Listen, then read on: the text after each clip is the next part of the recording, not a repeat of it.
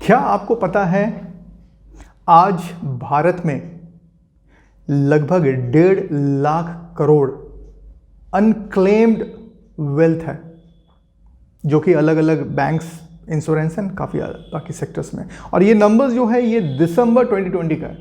आज नंबर्स उससे कहीं अधिक ही होगा। और इसका कारण जो है वो है lack of financial literacy. Robert Kiyosaki अपने book rich dad poor dad में लिखते हैं, और मैं कोट कर रहा हूँ, a person can be highly educated, professionally successful and financially illiterate. नमस्ते, मेरा नाम विजेंद्र शरण है और मैं एक AMFI registered mutual fund distributor हूँ और इंश्योरेंस कंसल्टेंट हूँ। I really want to thank Sahana for choosing such an amazing and interesting topic, financial literacy for rural women, and giving me an opportunity to talk on this subject. तो basically आज हम जो बात करेंगे वो दो हिस्से में करेंगे। पहले हिस्से में हम समझेंगे फाइनेंशियल लिटरेसी क्या होता है और ये महत्वपूर्ण क्यों है हमारे लिए, और दूसरे हिस्से में मैं एक ब्रीफली आपको एक्सप्लेन करूंगा कि हमको अपना फाइनेंशियल प्लानिंग कैसे करना चाहिए। एक मोटे तौर पे जो फाइनेंशियल प्लानिंग है वो हर किसी के लिए लगभग वही फ्रेमवर्क होता है। उसी में हमको अपने परिस्थिति और अपने फाइनेंशियल स्टेटस के हिसाब से उसको थोड़ा सा फाइन ट्यूनिंग करना है। तो हम उसके बारे में आज इसी विषय पर चर्चा करेंगे। फाइनेंशियल लिटरेसी क्या है और क्यों महत्वपूर्ण है, वो समझने के लिए हमको ये समझना होगा कि आज जो भी हमारा जो शिक्षा व्यवस्था है, चाहे वो स्कूल में हो, कॉलेज में हो, अल्टीमेट मकसद जो है वो है अपनी आजीविका को अर्जन करना। ठीक है, वो सब तो पढ़ाया जाता है, लेकिन सबसे महत्वपूर्ण जो विषय है कि ठीक है हम तो अर्न किए, पर उस अर्निंग को, जो पैसे हैं उसको कैसे मैनेज करना है, इसके बारे में हमारी शिक्षा व्यवस्था में कहीं कोई जिक्र नहीं है। इसके कारण जैसे मैंने सबसे पहले बताया कि आज भारत में 1.5 लाख करोड़ से ऊपर अनक्लेम्ड वेल्थ पड़ा हुआ है।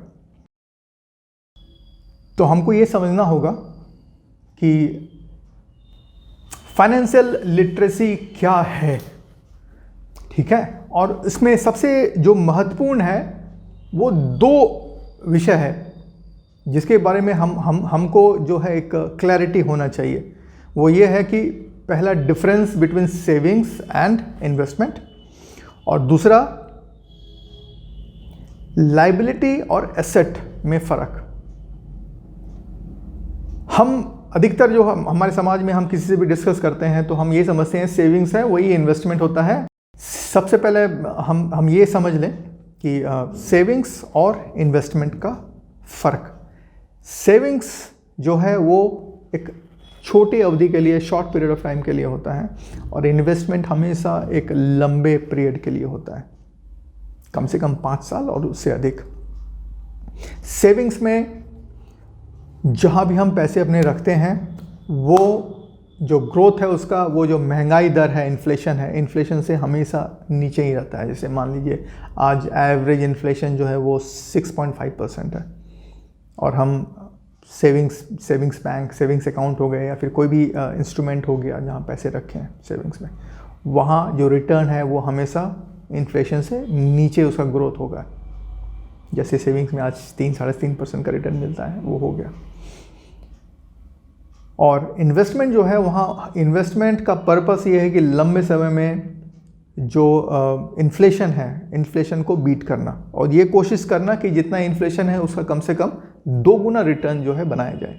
जैसे इन्फ्लेशन अगर 6.5 या 7% है तो रिटर्न हमेशा टारगेट वो रखना है कि उसका कम से कम डबल के आसपास हो, है ना, 12 से 15% के बीच मिल जाए। तो ये हो गया पहला समझना कि इन सेविंग्स और इन्वेस्टमेंट। दूसरा जो है एसेट और लायबिलिटी। हमको ये पढ़ाया गया कि anything which has a value is an asset, जो कि इनफैक्ट सही नहीं है। और रॉबर्ट कियोसाकी अपने बुक में इसके बारे में भी बड़ा विस्तार से चर्चा करते हैं कि मोस्ट ऑफ द पुअर और मिडिल क्लास के जो लोग हैं वो they end up buying things which they believe is an asset but actually in reality is a liability.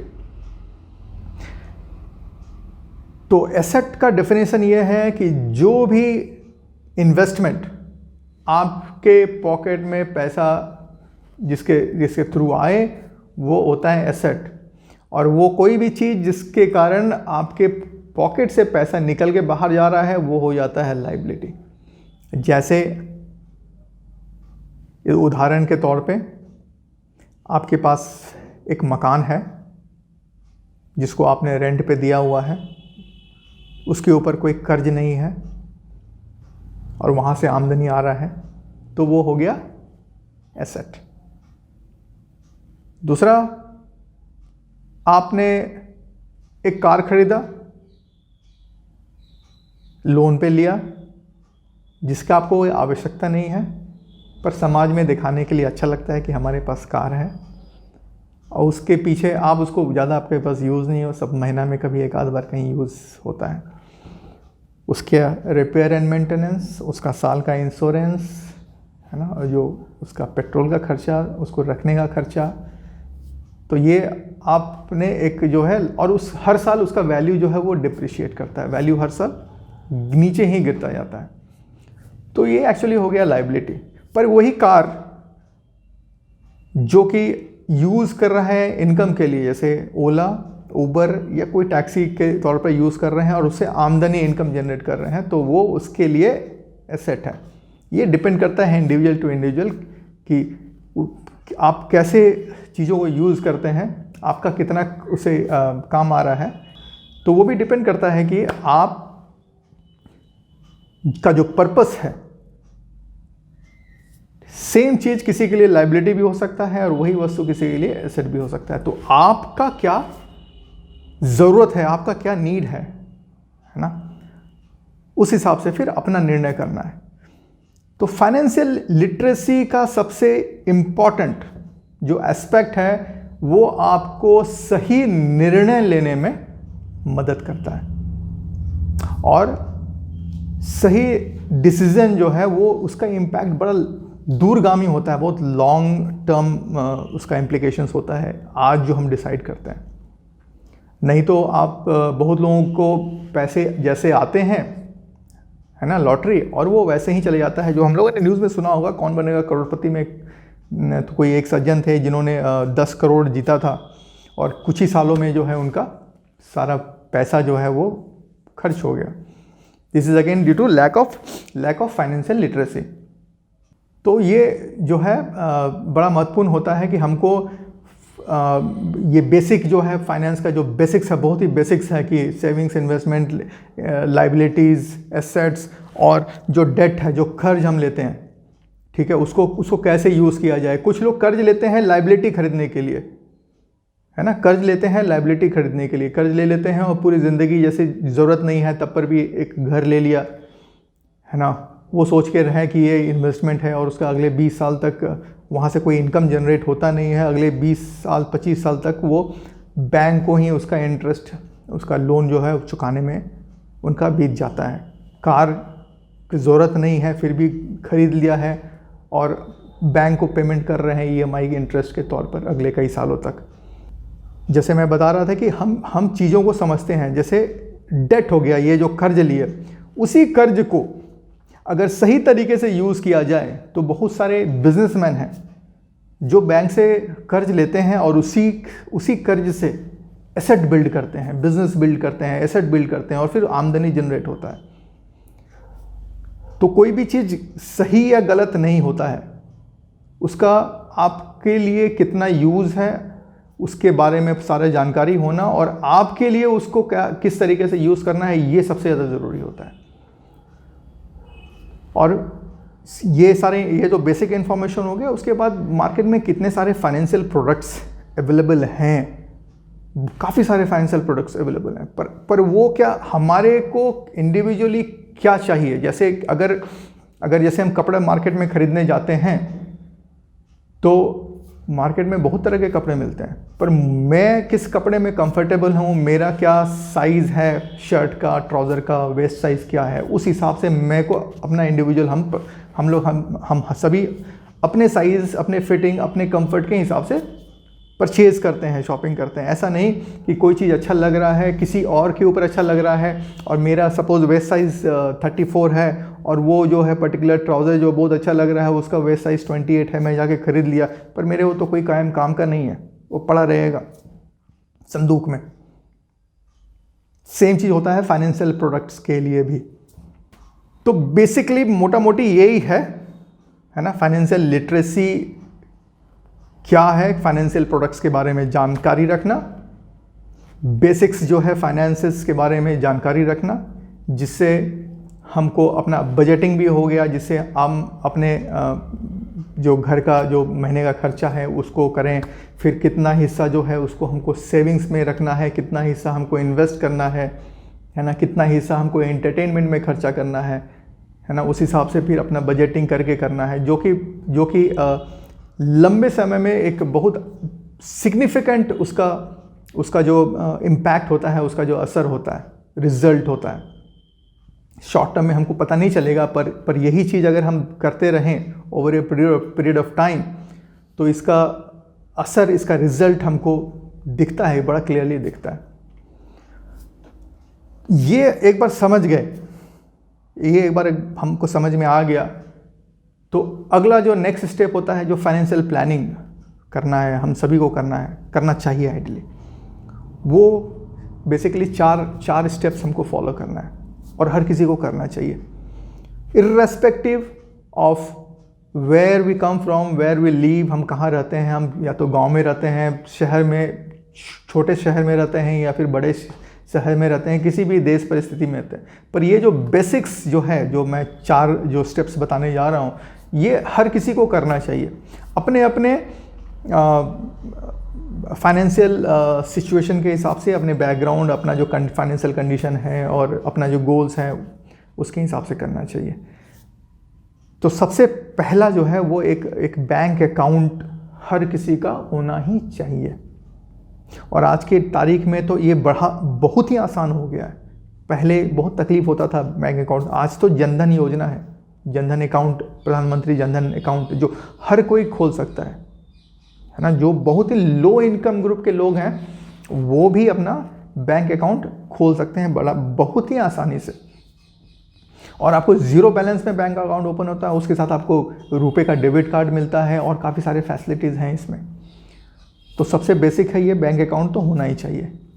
इसके बाद जो 4 स्टेप्स आपको फॉलो करने हैं वो ये है कि सबसे पहला इमरजेंसी फ़ंड जिसको सेविंग्स भी आप बोल सकते हैं, सेविंग्स। और ये कितना होना चाहिए, इसका कैलकुलेशन भी बड़ा आसान है। मान लीजिए आपका महीने का खर्चा, परिवार का खर्चा, मान लीजिए अगर एक उदाहरण के तौर पर लें 10,000 रुपये है, तो आपके पास आपके सेविंग्स में किसी भी समय कम से कम 3 महीने का खर्चा होना चाहिए, जो कि 10,000 है तो 30,000 रुपये होने चाहिए।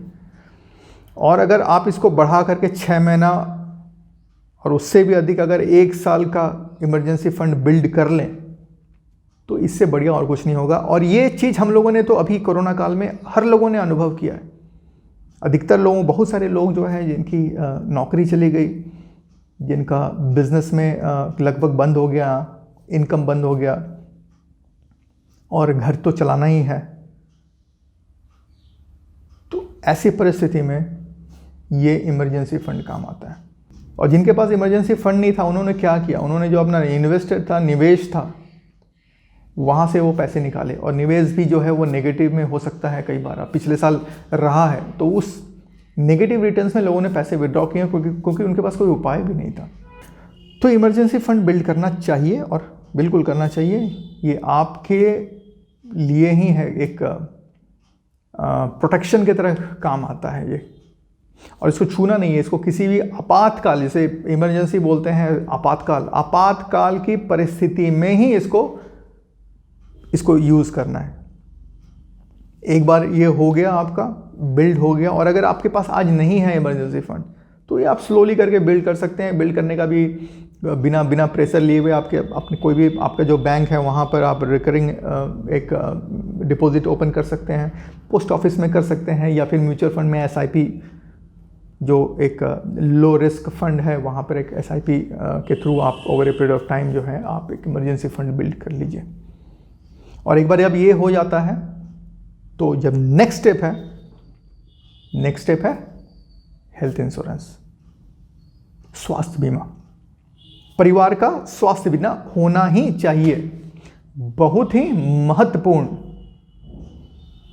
और ये जो महत्वपूर्ण मैं शब्द यूज कर रहा हूं, इसका अनुभव अधिकतर हम लोगों ने अनुभव किया है पिछले साल कोरोना काल में। ये हम सब जान रहे हैं कि हमारे या तो हमारे परिवार में या फिर हमारे परिचय में लोग कोरोना से पीड़ित हुए और हॉस्पिटल्स में लाखों जो है खर्चा लोगों का हुआ है। कई बार तो लोगों को कर्जा भी लेना पड़ा है अपने इलाज के लिए। अगर आपके पास हेल्थ इंश्योरेंस है तो आपका जो सेविंग्स है, आपका जो वेल्थ है, वो वेल्थ प्रोटेक्टेड रहता है। क्योंकि ऐसी परिस्थिति में हर परिवार का, हर इंसान का सबसे पहला जो उद्देश्य होता है कि अपने प्रियजनों को सर्वोत्तम स्वास्थ्य सेवा का व्यवस्था करना। बाकी सारी चीज़ें बाद में, पैसा जितना भी खर्चा हो लोग बेझिझक जो है सारे खर्चा करते हैं। लेकिन अगर यही हेल्थ इंश्योरेंस अगर लिया हुआ है तो आपका जो बचत है, आपका जो निवेश है वो सारा सुरक्षित, आपका जो वेल्थ है वो सुरक्षित रहता है। और आज के तारीख में तो बहुत ही आसान है ये। तो ये जो भारत सरकार के तरफ से आयुष्मान भारत जो स्वास्थ्य बीमा है परिवार के लिए 5 लाख तक का मिलता है, ये लेना चाहिए। इसके अलावा सरकार ने पिछले साल सारे प्राइवेट बीमा कंपनियों को निर्देश दिया था एक कम बजट में एक स्वास्थ्य बीमा का उपलब्ध कराने का। तो सारे प्राइवेट सेक्टर के जो बीमा कंपनी हैं वो पिछले साल सभी ने लॉन्च किया है आरोग्य संजीवनी, एक बीमा पॉलिसी, स्वास्थ्य बीमा पॉलिसी है जो कि बहुत ही कम दाम में आपको 1 से 5 लाख तक के बीच का बीमा देती है, उपलब्ध कराती है। तो इसके अलावा काफ़ी सारे और भी मार्केट में प्रोडक्ट्स अवेलेबल हैं। आपके ज़रूरत के हिसाब से आप अपने सलाहकार से संपर्क करें और उससे डिस्कस करके आपके लिए जो सबसे उपयुक्त है वो आपको लेना चाहिए। तो ये जब पहला 2 हो जाता है तो तीसरा जो होता है जो भी उतना ही महत्वपूर्ण है जितना ये पहला 2 है, वो है जीवन बीमा। जीवन बीमा मैं जब बोल रहा हूँ तो जो अधिकतर लोग जो समझ रहे हैं वो जीवन बीमा नहीं, ये होता है प्योर, जो अपने ओरिजिनल फॉर्म में जब ये जो कॉन्सेप्ट आया था, मैं वो बोल रहा हूँ प्योर लाइफ इंश्योरेंस। आज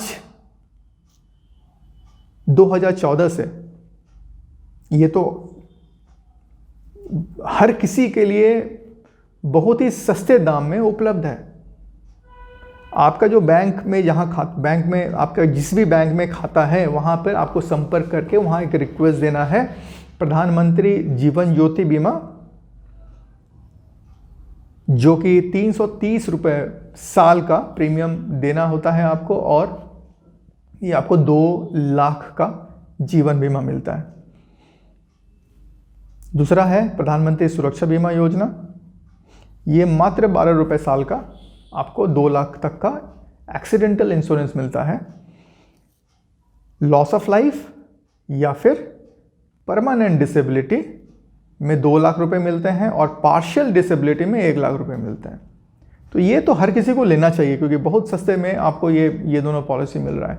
और जिनका भी इनकम ग्रुप 3 लाख है कम से कम, आपको भी बड़ा आसानी से मिल जाएगा जीवन बीमा किसी भी जीवन बीमा कंपनी से। साथ में ये जानना भी बहुत ज़रूरी है कि जीवन बीमा कभी भी डिपेंडेंट के नाम पे नहीं लेना चाहिए। जीवन बीमा बहुत ज़रूरी है, लेकिन ये जो परिवार के जो ब्रेड अर्नर हैं ये उनके ही नाम पे होना चाहिए सर्वदा। तो ये आपको देखना है कि आपके परिवार में जो ब्रेड अर्नर हैं, क्या उनका जीवन बीमा किया हुआ है। तो पहला हमने डिस्कस किया इमरजेंसी फंड, उसके बाद हेल्थ इंश्योरेंस और जीवन बीमा। जब ये 3 हो जाता है तब आपको निवेश करना चाहिए। और निवेश का जो भारत में आज के तारीख में सबसे बढ़िया इंस्ट्रूमेंट है वो है म्यूचुअल फंड। म्यूचुअल फंड एक बड़ा विस्तार का टॉपिक है जिसको समझने के लिए कम से कम 1 से 2 घंटे की समय चाहिए, जो विस्तार में इन डेप्थ समझना है कि कॉन्सेप्ट क्या है, कितने तरह के फंड होते हैं। पर ये इतना आसान है कि आज हर कोई म्यूचुअल फंड में निवेश करके अधिक से अधिक रिटर्न कमाने का एक अपॉर्चुनिटी हर किसी के पास है। आज मैं आपको निवेश के 2 इंस्ट्रूमेंट्स बताऊंगा। वैसे काफ़ी सारे हैं जो पोस्ट ऑफिस में होते हैं, recurring deposit, fix deposit, time deposit, banks में होता है काफ़ी तरह का फिक्स डिपॉजिट, रिकरिंग डिपॉजिट वगैरह। उसके अलावा किसान विकास पत्र होता है, पब्लिक प्रोविडेंट फंड होता है। तो पेंशन प्लानिंग के लिए 2 है, एक नेशनल पेंशन स्कीम होता है, दूसरा अटल पेंशन योजना होता है।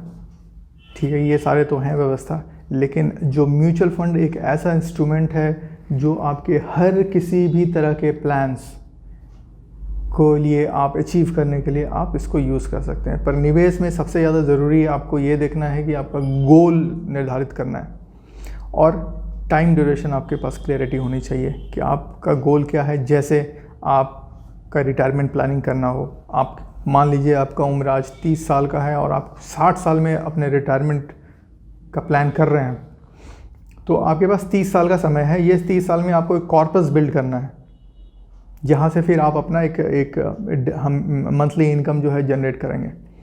दूसरा है, मान लीजिए आपका बच्चा अभी 1 साल का है और आज से आपको अपने बच्चे का हायर एजुकेशन के लिए प्लान करना है, तो और आप ये टारगेट लेके चल रहे हैं कि जब बच्चा आपका 18 या 20 साल का होगा तब आपको पैसे के कॉर्पस की ज़रूरत होगी। इसका एक बैकवर्ड प्लानिंग होता है, पर उसके लिए भी आपको इंडिविजुअली हर लोगों का अलग अलग एक इंडिविजुअली उस तरह से कैलकुलेट करना पड़ता है। पर मोटा मोटी ये है कि आपके पास 18 से 20 साल का समय है और आज से आपको उस पर्टिकुलर पर्पस के लिए, उस गोल के लिए अचीव करना है। तो आपको आइडियली करना क्या चाहिए, आपको एक बकेट्स बना लेना चाहिए हर गोल के लिए। हर गोल के लिए एक बकेट बनाना चाहिए और उस बकेट, इंडिविजुअल बकेट्स के लिए आपको अपना इन्वेस्टमेंट फिर करना है। म्यूचुअल फंड का कॉन्सेप्ट 1922-23 के आसपास यूनाइटेड स्टेट्स में ये शुरू हुआ था। भारत में ये 1961 में यूनिट ट्रस्ट ऑफ इंडिया के थ्रू ये काम करना शुरू किया और 1991 में जब मार्केट ओपन हुआ तो काफ़ी सारे प्राइवेट प्लेयर्स इस बिज़नेस में आए और ये बड़ा रेगुलेटेड इंडस्ट्री है जिसको सेबी रेगुलेट करती है, security and exchange board of India. तो ये उस मामले में सिक्योर्ड है जिसमें इन्वेस्टर्स के इंटरेस्ट को बहुत इंपॉर्टेंस दिया जाता है, उसको सेफगार्ड किया जाता है। तो ये रेगुलेटेड इंडस्ट्री है जहाँ पर आप निवेश करते हैं और पिछले 25 से 30 सालों में इस इंडस्ट्री ने एक कंसिस्टेंटली बहुत ही अच्छा रिटर्न्स बना के अपने इन्वेस्टर्स को दिया है। तो म्यूचुअल फंड में हर किसी एज ग्रुप, हर किसी का अपना एक रिस्क लेने का क्षमता होता है। उस हिसाब से प्रोडक्ट्स अवेलेबल है, उस हिसाब से फंड्स अवेलेबल है।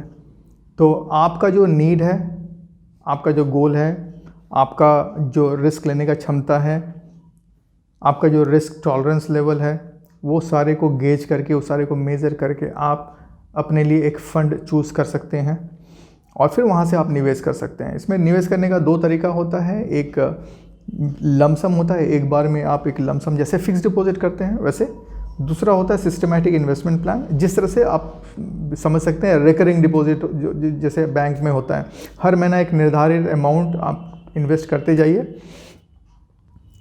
और कम से कम 500 रुपया महीने से आप कोई भी इसमें SIP के थ्रू निवेश कर सकते हैं। हर तरह के एसेट क्लास में हम म्यूचुअल फंड के थ्रू निवेश कर सकते हैं, चाहे वो इक्विटी हो, चाहे वो डेट कैटेगरी के इन्वेस्टमेंट्स हो जहाँ पे government securities, government bonds, corporate bonds, इस तरह के जो डेट इंस्ट्रूमेंट्स होते हैं उसमें, चाहे कमोडिटीज़ हो जैसे कि प्रीशियस मेटल्स, गोल्ड, सिल्वर और भी कमोडिटीज़ में जितने सारे प्रोडक्ट्स हैं वो हो, या फिर रियल इस्टेट हो।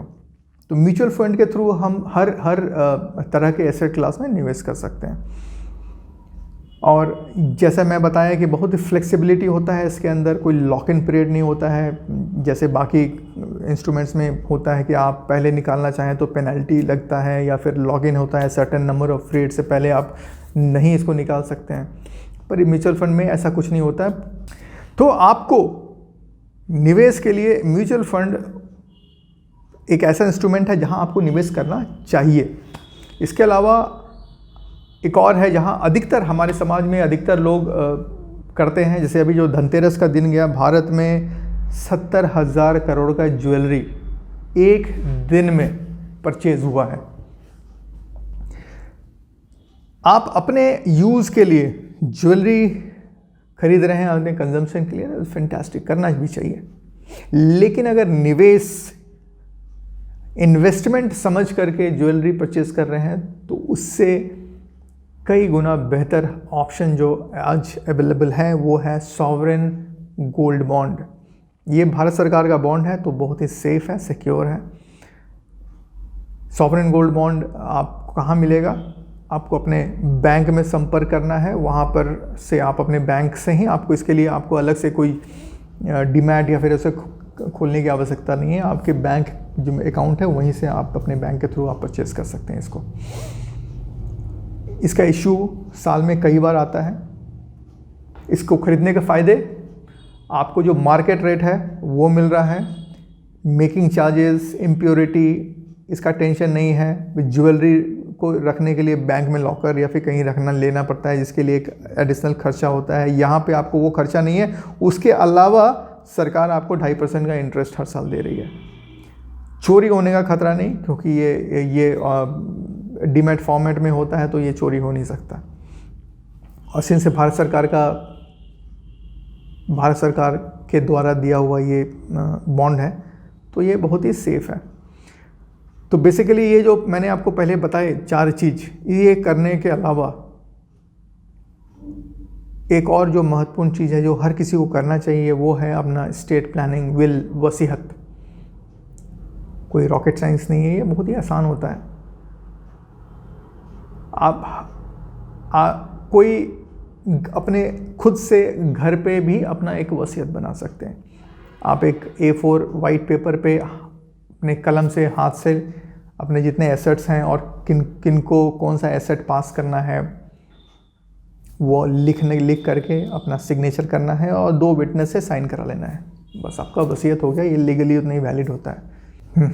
अंत में सबसे महत्वपूर्ण बात जो अपने इस वार्ता में मैंने शुरू में कहा था कि भारत में 1.5 लाख करोड़ से ऊपर अनक्लेम्ड वेल्थ पड़ा हुआ है, और मैंने बताया था कि वो because of lack of financial literacy.